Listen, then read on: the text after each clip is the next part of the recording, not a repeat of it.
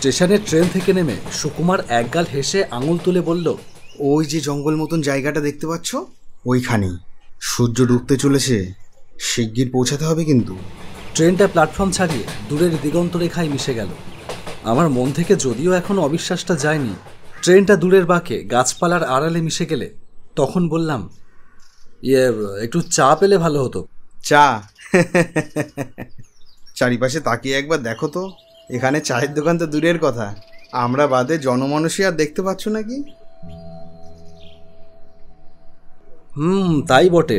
Platform খা শুধু এই স্টেশন ঘর, তার মানে একটা টিমে গুমটি ঘরের মতো। তাছাড়া আর কোথাও কোনো ঘর বাড়িও নেই। গাছপালা ঝোপজঙ্গলে নিঝুম হয়ে রয়েছে স্টেশনটা, কেমন যেন থমথমে অস্বস্তিকর হাবভাব। তারপর হঠাৎ চোখে পড়ল ঝোপের আড়ালে দুজন লোক হনহন করে চলে যাচ্ছে। এই তো দুজন লোক। এই স্টেশনেরই লোক, স্টেশন মাস্টার আর পয়েন্টসম্যান। কিন্তু ওরা পালাচ্ছে? তার মানে স্টেশনে থাকতে চায় না। রেলের কোয়ার্টার পর্যন্ত এখানে তৈরি করা সম্ভব হয়নি, করেছে খানিকটা দূরে। ওরা এখন পালিয়ে সেই কোয়ার্টারেই ঢুকবে। পরের ট্রেন আসার সময় হলে স্টেশনে আসবে, ফের পালাবে। হ্যাঁ, তাহলে স্টেশন ঘরটা তৈরি হলো কি করে? সে অনেক হাঙ্গামা করে হয়েছিল, সাহেব ইঞ্জিনিয়াররা এসে বানিয়েছিল। ওরা খুব ডানপিটে ছিল বলেই পেরেছে। আর ট্রেনটা কেমন একটুখানি দাঁড়িয়েই তখনই লেজু উঠিয়ে কেটে পড়লো, দেখলে না? তুমি খেয়াল করলে দেখতে, ড্রাইভার, ফায়ারম্যান, গার্ড সাহেব, এমনকি সব যাত্রীরাও এই স্টেশনে এসে চোখ বুজে থাকে। ওই সিগন্যাল পেরোলে তখন চোখ খোলে। আমরা কিন্তু চোখ বুজে নেই। আমাদের ক্ষতি হবার কারণ নেই বলেই আমরা চোখ খুলে রেখেছি। তুমি নিশ্চিন্তে থাকো, আমাদের গায়ে আঁচড় লাগা তো দূরে থাক, আমাদের উকিঝুঁকি মেরেও ওরা দেখতে সাহস পাবে না। কারণ এত বড় প্রজেক্টের চার্জে আছে আমার মামা। আমার মামাকে ওরা ভীষণ ভয় পায়। প্রজেক্ট অর্থাৎ বাংলায় যাকে বলে প্রকল্প। এই প্রকল্পের কথা শুনে আমি কলকাতায় সুকুমারের বাড়ির ড্রয়িং রুমে বসে যতটা জোরে হেসেছিলাম, এখানে পৌঁছে ততটা জোরে হাসতে পারলাম না। সুকুমারের পেছনে পেছনে রেল লাইন বরাবর এগোতে থাকলাম।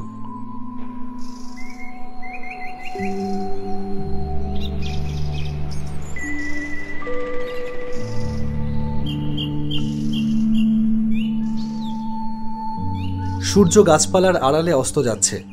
আশ্বিন মাস, ঘন সবুজ চেকনাই দেওয়া সেই সমস্ত গাছপালার গায়ে নীলচে কুয়াশা জমতে শুরু করেছে। পাখপাখালি তুমুল হল্লা করছে। টের পেলাম কেমন যেন একটা অস্বস্তি আমাকে পেয়ে বসছে ক্রমশ। হলেও হতে পারে, কিংবা থাকলেও থাকতে পারে, এমন গোছের একটা ভাবনা মাথায় যেন সুরসুরি দিয়ে বেড়াচ্ছে। বারবার এদিক ওদিক তাকাচ্ছিলাম। এই প্রকল্পের কথাটা উঠেছিল সুন্দরবন ব্যাঘ্র প্রকল্পের কথায়। গতকাল সন্ধ্যায় জোর বৃষ্টি নেমেছিল, রাস্তায় 1 হাঁটু জল জমে গিয়েছিল। তার সঙ্গে লোডশেডিং। সুকুমারের ড্রয়িং রুমে বসে মোমবাতির আলোয় বাঘ নিয়ে কথা হচ্ছিল। আমি একজন শখের ফটোগ্রাফার। গত মাসেই ফটোগ্রাফির জন্য সুন্দরবনে গিয়েছিলাম। দুর্ভাগ্যবশত সেখানে ছবি তোলবার জন্য বাঘের দেখা পাইনি, তাই বড় আফসোস হচ্ছিল। আর এমনিতেই এখন বাঘ বংশ লোপ পেতে চলেছে। তাই সুন্দরবনে বাঘ প্রকল্প করে সরকার একটা কাজের মতন কাজ করেছেন। বেচারীরা শান্তিতে ওখানে খেয়ে পড়ে বাঁচুক আর বংশবৃদ্ধি করুক, সেই কথার জের টেনে সুকুমার বলেছিল, আর ভূত বংশের কথাটা ভাবো, আজকাল আর তত ভূত কেউ দেখতে পায়? ভূতেরাও তো লোপ পেতে বসেছে। আমাদের ছেলেবেলায় দেখেছি। ভূত? তুমি ভূত বিশ্বাস করো? আলবাত করি, সেই তো বলতে যাচ্ছি। শুনবো না, সব গুল। আসলে ভূত বলে কিছুই নেই। নেই? আলবাত আছে। চলো, এক্ষুনি চলো। আছে না নেই টের পাইয়ে দিচ্ছি। তা কোথায় যাব শুনি? কোনো পোড়ো বাড়িতে নয়তো কোনো শ্মশান, এই তো। আমি ওসব জায়গা চষে ফেলেছি কত, ভূতের টিকিও দেখিনি। ঠিক জায়গায় গেলে তো দেখবে। তাছাড়া বললুম তো, আজকাল আর তত ভূত নেই। আগে যেমন পাড়াগায়ে যখন তখন বাঘ দেখা যেত, এখন কি যায়? যায় না। আর তুমি তো বললে বাঘ বংশ লোপ পাচ্ছে বলে সুন্দরবনে বাঘ প্রকল্প করা হয়েছে। প্রকল্প না বলে বলো বাঘেদের অভয়ারণ্য। ঠিক তাই বলতে যাচ্ছিলাম তোমায়। শুনবে না খালি গো ধরবে? রামচন্দ্রপুর নামে স্টেশন আছে, কখনো শুনেছ? শোনোনি? না, শুনিনি। তা হয়েছে কি? রামচন্দ্রপুরে ঠিক তোমার ওই সুন্দরবনের বাঘেদের অভয়ারণ্যের মতো ভূতেদের বংশ রক্ষার জন্য অভয়ারণ্য করা হয়েছে, জানো? আর তার প্রজেক্ট অফিসারকে জানো? জানি না, কারণ এমন প্রজেক্টের কথা কোশমিনকালেও শুনিনি। তুমি যা জানো না বা শোনোনি তা নিয়ে তর্ক করতে এসো না। রামচন্দ্রপুর ভূত প্রকল্পের চার্জে যে আছে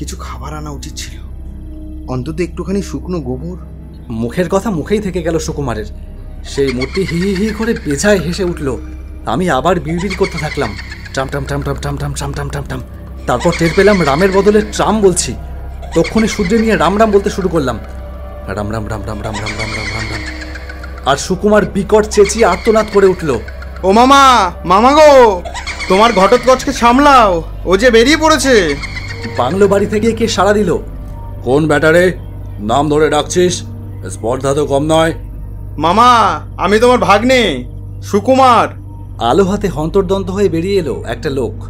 তাকে দেখে রাস্তা আটকে দাঁড়ানো সেই মূর্তিটা এক লাফে ঝোপঝাড়ে ডিঙিয়ে পালিয়ে গেল। কিছুক্ষণ আচমকা যেন ঘূর্ণিঝড় বয়ে গেল। সুকুমার ফিসফিস করে জানালো, পাহাড়ি দেশের ভূত, বুঝলে তো। মামা, তোমাকে খবর দিয়ে আসতে পারিনি, এদিকে ট্রেনটাও লেট করেছিল। আরে ভাগ্নে, হ্যাঁ, আরে আয় আয় আয়, কি সৌভাগ্য। তা এ কে? এ আমার বন্ধু নির্মল। তোমাকে এর কথা বলেছি, তোমার হয়তো মনে নেই। এ একজন নামকরা শিকারী। নির্মল, ইনি হচ্ছে আমার সেই ভূতনাথ মামা। আসুন আসুন, কি সৌভাগ্য আমার। বাংলো ঘরের মধ্যে একটা মোমবাতি জ্বলছে। কোনার টেবিলে একটা কালো বেটে মোটাসোটা হাড়ি মুখো লোক খাতায় কী সব যেন লেখালেখি করছিল। একবার মুখ তুলে দেখল, লোকটাকে দেখে আমার গাটা কেমন শিরশির করে উঠল। মানুষ বটে তো, কেমন যেন ভূতের মতন চেহারা। পাশের ঘরে দরজা খুলে ডক্টর ভূতনাথ বললেন, এক মিনিট, ঘরটা বড় অন্ধকার, একটা মোমবাতি জ্বেলে দিই। লোডশেডিং? না, এখানে ইলেকট্রিসিটির বালাই নেই। কেন নেই পরে বলবো খন। এই বলে তিনি মোমবাতিটা জ্বেলে দিলেন। তোমরা বসো, আমি চায়ের জোগাড় করি। ঘরটা বেশ বড়। আমি আর সুকুমার আরাম করে বসলাম। ডক্টর ভূতনাথ বাইরে চলে গেলেন। বাইরে তার গলা শোনা গেল, কাকে যেন ডাকাডাকি করছেন। সুকুমার বলল, ইলেকট্রিসিটি কেন নেই জানো? ভূতেদের ওই আলো সহ্য হয় না। হেরিকেন কিংবা মোমবাতি পর্যন্ত বড় জোর সয়। ওই ইলেকট্রিক আলোর জন্যই তো ভূত বংশ লোপ পেতে চলেছে। আমি এখন সম্পূর্ণ দমে গেছি। বারবার জানলার দিকে তাকাতে থাকলাম। বলা যায় না কখন কি বিদিকিচ্ছির ভুতুরে চেহারা জানলায় উকি দিয়ে ওই রকম একখানা পিলে চমকানো হাসি হাসবে হয়তো। কিছুক্ষণের মধ্যেই ভূতনাথ মামা 3 কাপ চা নিয়ে ঘরে ঢুকল।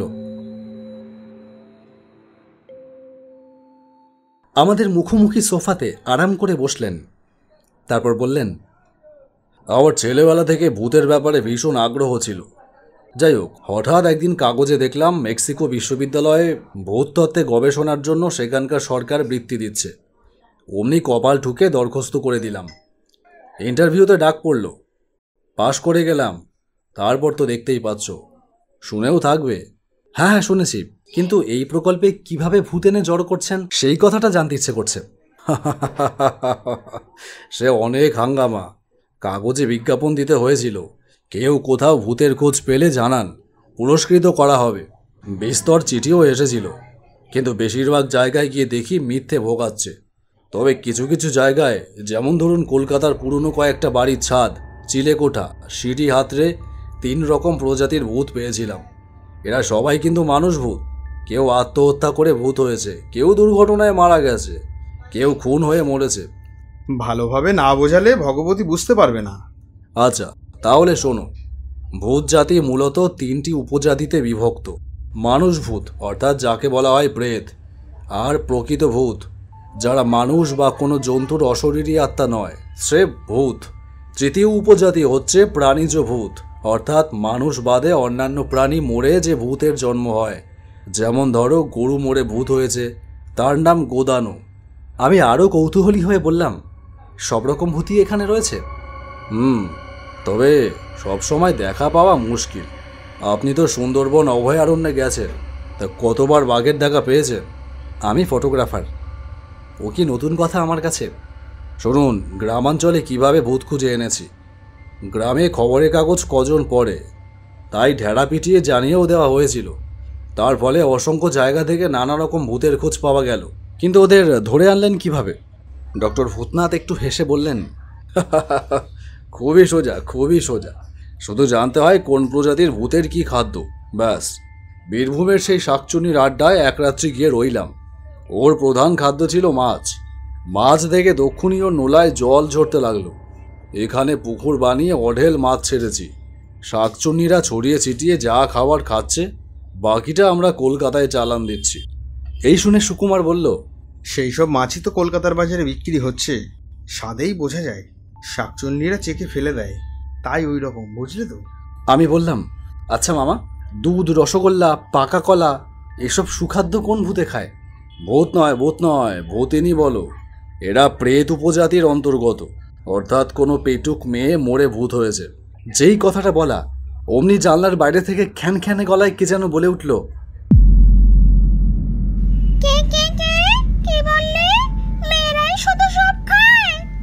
আমি আতকে উঠে দেখলাম নির্ঘাত ভূতিনীই বটে।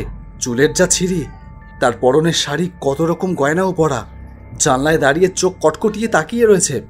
মামা ধমক দিয়ে বলল, ওই পেচোর মা, এখান থেকে চলে যাও এখান থেকে। আমরা কথা বলছি তো, দেখছো না? কিছু বলার থাকলে পরে এসো, না হয় দরখাস্ত করো। ভূতিনী জিভ বার করে কেন কে জানে আমার দিকেই ভিংচি কেটে সরে গেল। সুকুমার খিকখিক করে হেসে বলল, পেচোর মা সেবার আমাকে বাগবাজারে রসগোল্লা আনতে বলেছিল। ভুলে গেছি নিজেই। পেচোর মা মানে? জবাবটা দিলেন ভূতনাথ মামা। ওর ছেলে পেচোও এখন ভূত, তার মানে প্রেত। ট্রেনে চাপা পড়ে মারা গেছে। আচ্ছা মামা, এত যে ভূত রেখেছ অভয়ারণ্যে, তুমি কিংবা তোমার কর্মচারীরা কেউ কখনো বিপদে পড়নি তো? না, কখনো কোনো বিপদে পড়িনি।